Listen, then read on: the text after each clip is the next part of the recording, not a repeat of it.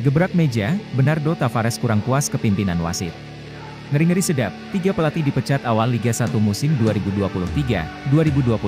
Gelandang PSM Makassar, Ananda Raihan resmi tinggalkan Juku Eja. Assalamualaikum dan salam olahraga.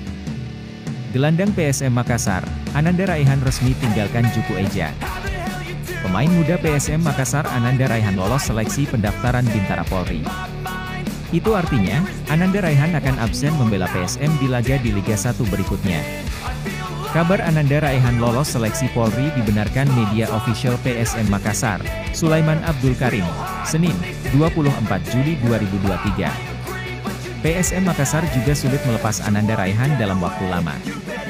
Apalagi tenaganya sangat dibutuhkan di PSM Makassar.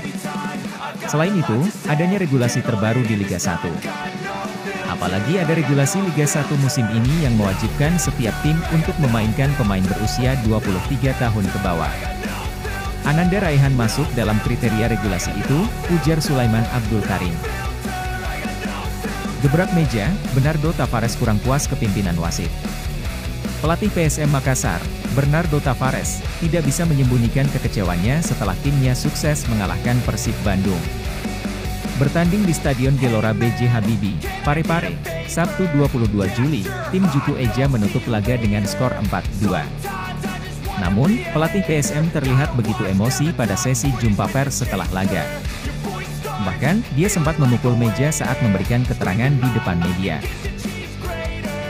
Ngeri-ngeri sedap, 3 pelatih dipecat awal Liga 1 musim 2023-2024. Sebanyak 3 pelatih resmi dipecat hingga pekan keempat Liga 1 musim 2023-2024.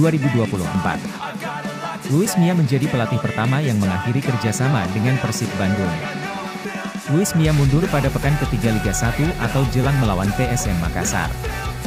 Pelatih kedua mundur yaitu Iputu Gede. Iputu Gede meninggalkan Arema FC pada 21 Juli lalu. Pasalnya dia masih belum memiliki lisensi pelatih yang sesuai standar Liga 1. Pelatih ketiga dipecat ialah Aidil Syahrin. Aidil Syahrin mundur pekan keempat Liga 1 musim 2023-2024. Pemecatan Aidil Syahrin tentunya tidak terlepas dengan hasil kurang memuaskan Persikabo 1973 di awal musim ini.